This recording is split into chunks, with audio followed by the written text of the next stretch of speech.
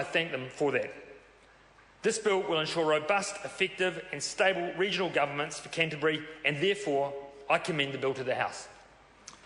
The question is that the motion be agreed to. The Honourable Annette King. Thank you, Mr Speaker. I rise to speak in the second reading of the Environment Canterbury Amendment Bill. And I have to say I'm very disappointed in the speech from the new Minister of Local Government. I thought, having been given responsibility for a major portfolio, that he might have taken some time to have some new thinking in his portfolio area. But what has he done? He comes into this House and trots out the same arguments of the two previous ministers in regards to Canterbury.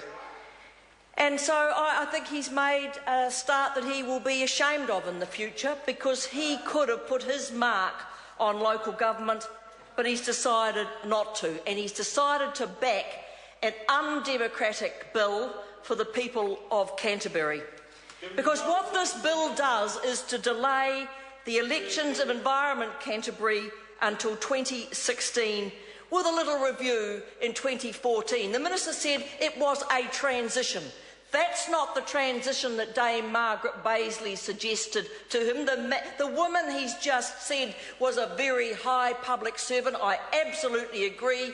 So why didn't they listen to her? Why didn't they take notice of what she recommended to the government? And that was a transition to a fully elected council. They totally ignored what she said. So those were hollow words from the Minister of Local Government in regards to Dame Margaret Baisley. But this is a broken promise from the key government, because Nick Smith, when he was Minister, said, whatever the circumstances,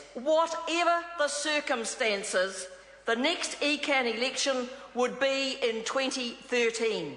He said the next regional council elections in Canterbury will take place no later than those scheduled for late 2013. The explicit intent, he went on to say, is for the commissioners to withdraw and to be replaced by elected representatives as soon as their task is achieved and by the present systematic issues resolved. The task has been achieved and the issues have been resolved.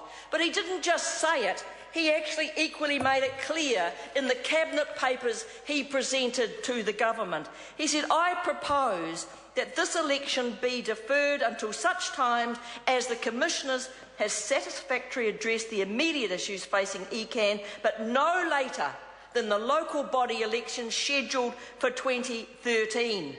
Those immediate issues have been resolved. Why are this election being delayed? And the first cabinet paper put up by the next Minister of Local Government, David Carter, and the Minister for the Environment, Amy Adams, stated that any option except a return to a fully elected council would be a limit on the democratic rights of the residents of Canterbury compared to the rest of New Zealand. That was what was in a cabinet paper from the former Minister of Local Government and the Minister for the Environment. They said any option except a return to a fully elected council would limit the democratic rights of residents of Canterbury compared to the rest of New Zealand. Well, it's obvious they were rolled. They were rolled at the Cabinet, and the government decided to extend ECAN's term, thereby denying the people of Canterbury a vote for another 3 years. And what has been used? The earthquake. It's a very convenient excuse for everything that the government does. They blame the fact there's rising unemployment. They blame the fact there's loss of jobs. They blame the fact they're getting nowhere in their policies. It's all the fault of the Christchurch earthquake. And they've done it again on the ECAN elections that should be held this year. Well, our suspicion is this latest U-turn is just a precursor for their plans for regional amalgamation in Canterbury on a grand scale?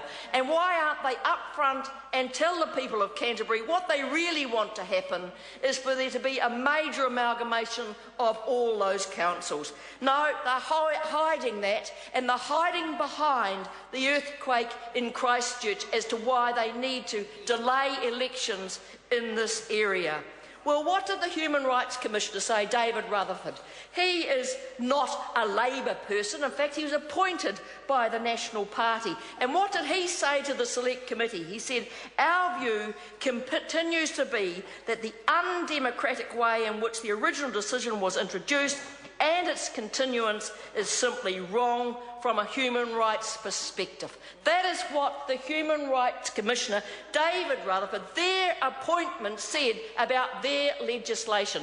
Isn't it all stacking up where you've got some very important people telling them to have elections in Christchurch, but the government is totally ignoring them? And what do the residents of Christchurch think? Well, they're pretty outraged at what's been done to them, and there have been a series of very significant protests held in Christchurch against the fact there will be no elections for ECAN until 2016. They see that as a loss of democracy in this very troubled city.